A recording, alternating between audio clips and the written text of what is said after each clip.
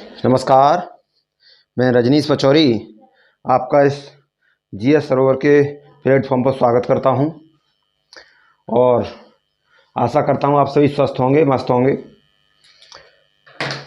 चलिए, समय न वेस्ट करते हुए हम आगे बढ़ेंगे आज।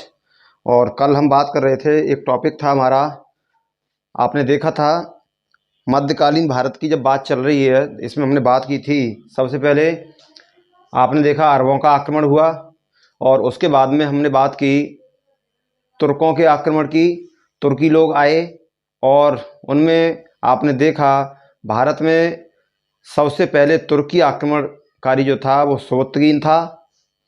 और सुबुत्तगीन जब यहाँ से युद्ध करके वापस गया तो वहाँ जाने के बाद उसकी मृत्यु हो गई।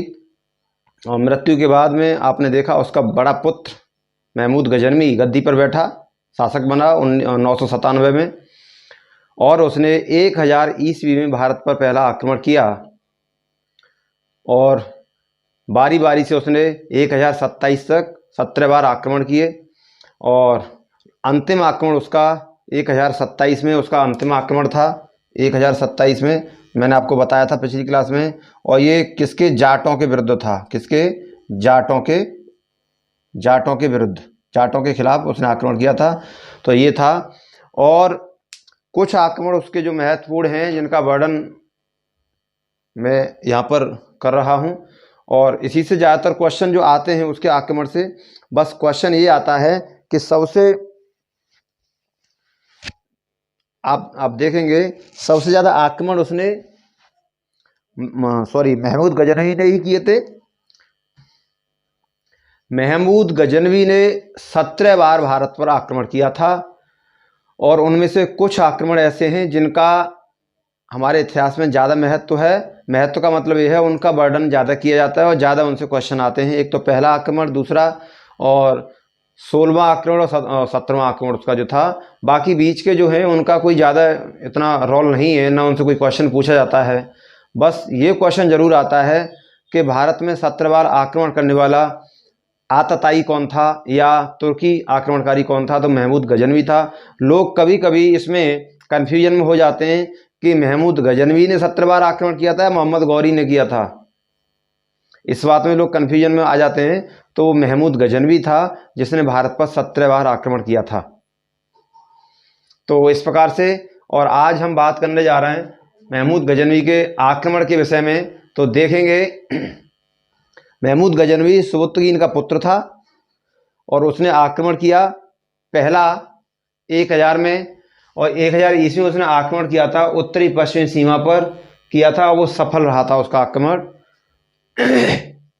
वो उसका आक्रमण कैसा था? सफल आक्रमण था, जीत गया था, वो जीत के गया था। और वो आक्रमण करता था फिर वापस चला जाता था, उसका ये काम था। दूसरा आक्रमण उसने 1001 में हिंदू शाही वंश पर किया था। पंजाब के आसपास का एरिया था और शासक थे जयपाल, उनको हराया था इसने। महमूद गजनवी ने जयपाल को पराजित किया था। जयपाल हार गए थे युद्ध में इससे। और जब जयपाल युद्ध में हार गए थे तो जयपाल ने कायल होकर अपनी आत्महत्या कर ली थी। यानी जयपाल की से संधि हुई थी और संधि करने के बाद में ये अपने मन में ये दुखी हुआ और अपने आप में ये गिलानी महसूस करने लगा जयपाल, और इसने फिर आत्महत्या कर ली थी जयपाल ने। तो क्वेश्चन बन जाता है कि महमूद गजनवी से युद्ध करने के बाद ऐसा कौन सा शासक था जिसने आत्महत्या की थी? वो जयपाल था। आप देखेंगे तीसरा आक्रमण उसने 1004 ईस्वी में किया था और ये भाटिया पर किया था। कहाँ किया था? भाटिया पर। और यहाँ के शासक थे बीजी राय, इनको हराया था। ये मुल्तान के आसपास का एरिया है जो इस समय पाकिस्तान में है। तो इसने बीजी राय शासक थे भाटिया के और उनको पराजित किया था। और अपने उस राज्य को या उस स्थान को या उस प्रांत को अपने कब्जे में लेने के बाद इसने वहाँ कुछ समय शासन किया, फिर ये लौट के चला गया। तो यानी रुकता था और लूट के चला जाता था। ये था। चौथा आक्रमण इसका 1006 ईस्वी में मुल्तान पर हुआ था फिर। और मुल्तान के शासक जो थे अब्दुल फतेह दाऊद को इसने हरा दिया था। अब्दुल फतेह दाऊद जो थे वो थे, उनसे इसका मुकाबला हुआ और उनको इसने उसमें हराया था। पांचवा आक्रमण इसका 1008 ईस्वी में हुआ था अब्दुल फतेह को हराया और फिर ये दोनों मिल गए थे, आनंदपाल और अब्दुल फतेह। यहाँ पर तो अब्दुल फतेह हार गए थे, लेकिन यहाँ आकर ये दोनों मिल गए थे, इन्हें अपना गुट बना लिया था। और गुट बनाने के बाद जब इसने आक्रमण किया 1008 में 5वां, तो इन दोनों को फिर उसने हरा दिया था। दोनों को फिर हराया था। तो महमूद गजनवी जो था वो आप देखेंगे एक बड़ी सेना के साथ, बड़े उससे प्लान से युद्ध भारत पर आक्रमण करता था। तो इस प्रकार से आपने देखा। उसके बाद में 5 आक्रमण मैंने आपको स्टार्टिंग से बताया, इससे ज़्यादा नहीं पूछेगा, किसी परीक्षा में नहीं पूछता है, पूछा ही नहीं है। पहला दूसरा पूछता है, या 16वां आक्रमण 17वां के बारे में बात करता है, महमूद गजनवी के बारे में। और मोस्टली जो पूछता है बस इसी से पूछता है ये।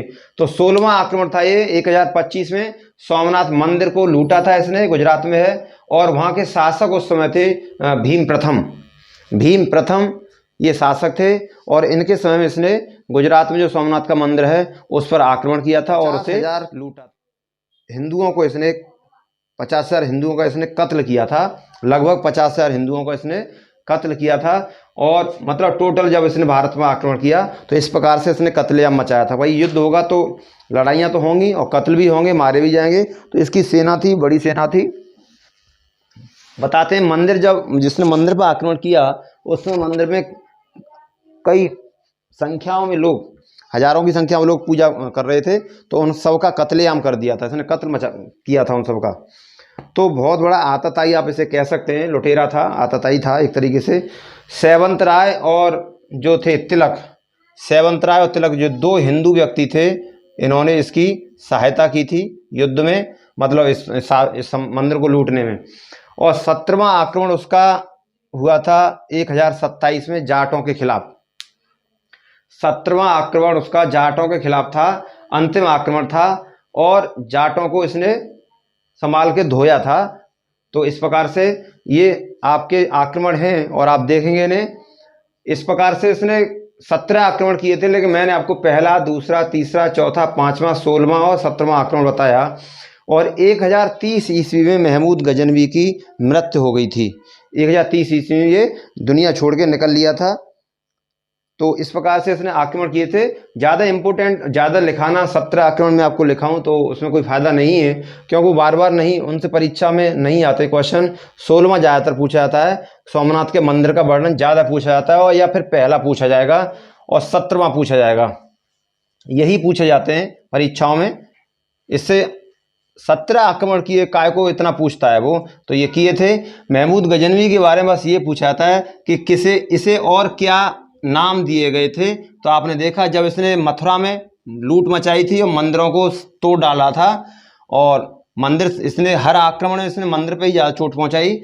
तो आप देखेंगे इसलिए इसने मूर्तियां तोड़ी थी, इसलिए इसे बुत सिकन या मूर्ति भंजक कहा गया, बुत सिकन या मूर्ति भंजक। और ये पहला तुर्की शासक था जिसने उसकी तुर्की शासक था, तुर्की शासक, ये पहला तुर्की शासक था जिसने सुल्तान की उपाधि धारण की थी। किसकी? सुल्तान की।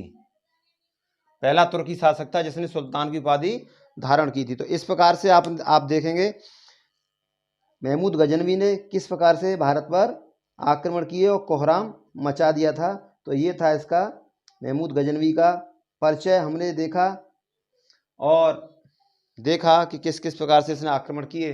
तो पहला शासक था जिसने क्या किया था, सुल्तान की उपाधि धारण की थी इसने।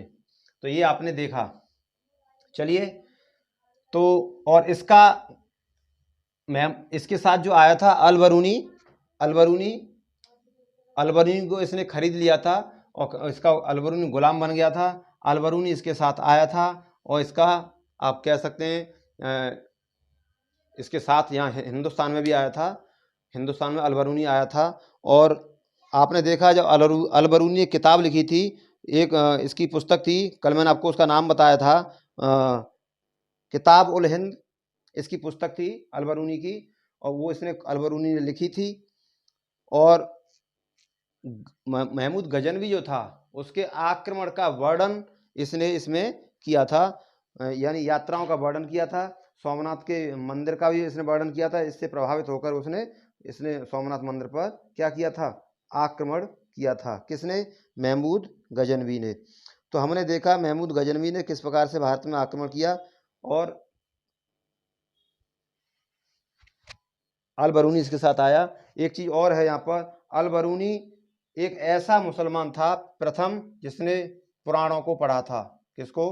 पुराणों को, पुराणों का अध्ययन किया था इसने। ये क्वेश्चन कई बार आया है, पहला मुस्लिम कौन था जिसने पुराणों का अध्ययन किया था? तो वो अल बरूनी ही था, जिसने हमारे 18 पुराण जो हैं उनका अध्ययन इसने किया था। इसने अल बरूनी ने। तो अल बरूनी के बारे में बस यही है, खास कुछ ज़्यादा नहीं है। तो ये था। आज हमने देखा कि तुर्कों का आक्रमण जो था वो, यहाँ पर महमूद गजनवी की बात की। अब इसके बाद आएगा मोहम्मद गौरी, तो उसके बारे में हम आगे चर्चा करेंगे। और अब मैं सोच रहा हूँ कि आपके साथ आपके लिए एक टेस्ट सीरीज भी लेकर आऊँ।